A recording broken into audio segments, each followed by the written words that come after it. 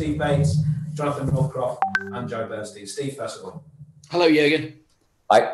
Jurgen, can I just ask you, and you alluded to this last week actually when the news came through that football would continue through this lockdown, but you alluded to the fact that the risk for players getting COVID often comes when they're away on international duty. I was just wondering, with international break coming up now and players playing 3 games, obviously travelling involved in all that, whether you've got a slight concern for the health of some of your players because they're going to, far-flung places to play these internationals. You don't have them in your own secure bio bubble.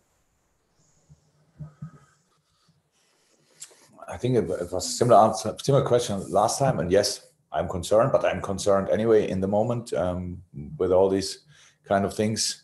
And yes, it's for us, it feels safer when we are all together, even though we had some cases as well, not too many, but some, and not for a while, which is good, but it always can happen, obviously. That's the time we are living in. And yes, the problem in that situation is that we have no power. Not really, not that I know. We try to find out how the protocols are with all the different FAs, but it's up to the FAs to answer or not. So, and the FIFA so far is not really involved in that. That would be a massive help. If you don't get a reply from an FA, for example, then we don't send the players. That would be great, because then you would get 100% reply, and then you would know that all the protocols are fine. Yeah, nothing we can do really. But yes, I'm concerned, but not only obviously about COVID as well. Playing 3 games in 9 days is massive. And if you would see our travel plans for bringing the players home, there's a lot what the clubs have to do by themselves, because nobody's involved in that as well. So it's not my favorite time of the year, for sure. Fantastic. Jonathan Northcroft and then Joe Bernstein. Joe. Hi, Jurgen. Hi.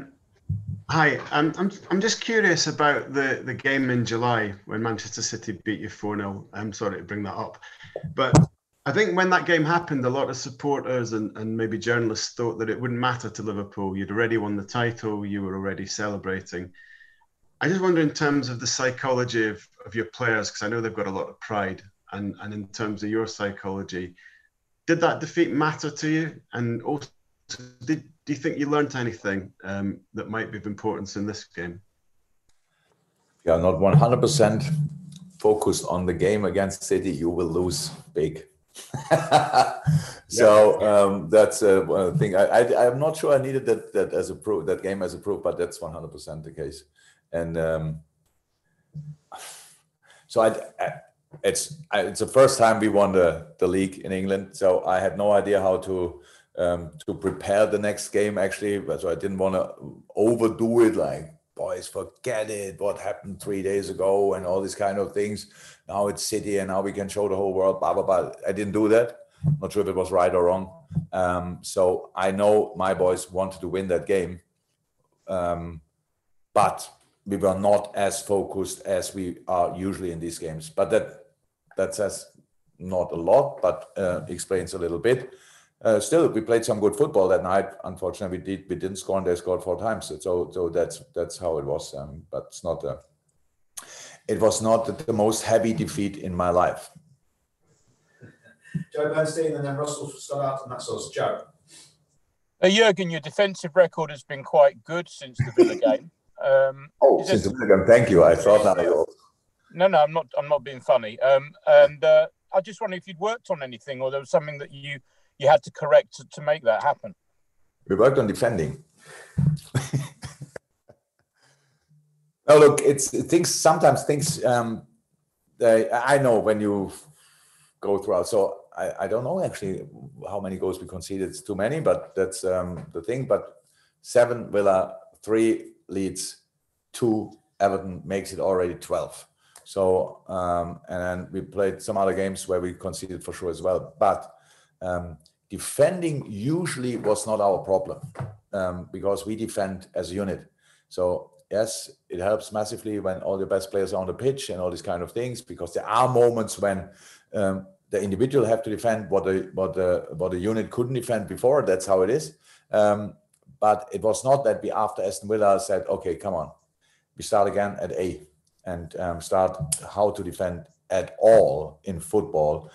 So just we knew what we didn't do right that night, and maybe in one or two other games as well. And we're lucky in this moment, and we tried to sort that without overdoing it. Just it's even when you concede 7 goals, it's not that you have to start at nil again. So no, we were quite relaxed about it, as relaxed as you can be in how we dealt with it. In the moment when we lost that high, nobody was relaxed at all. We were all really frustrated about it. But then how we deal with it was clear that it's not all bad. Was what was good before, but some things needed to be adjusted. Thank you. Last question, Russell, to finish the press conference. Hi, Jurgen. You're the only manager who has faced Pep 6 or more times, who has a winning record against them. If you avoid defeat on Sunday, you will continue that winning run, or winning record. Does that give you a sense of pride? And does Pep Guardiola bring the best out of Jurgen Klopp? We should meet much more often, but I'm happy that we don't meet that often, to be honest, because of the quality he and his teams have. No, I'm not aware of any records, but I know that we met from time to time, and I know we didn't lose all of them, but I know all the games were incredibly difficult, and they are very intense, and that's the only thing I'm concerned about, really, not how we played the last game in the summer or the game before that, whenever it was, that we were really just ready to compete in a game. And for that, you need to have a close to perfect organization, and you need to be brave, really brave, play your own football as well, cause them problems as well. And that all together sounds so easy, and it's not rocket science, but it's still really difficult because it's under massive pressure, and because they cause you pressure, but we can do that as well. So it's just an interesting game always, and hopefully it will be interesting as well on Sunday, because that would mean we will be good, and would be the first step in the right direction.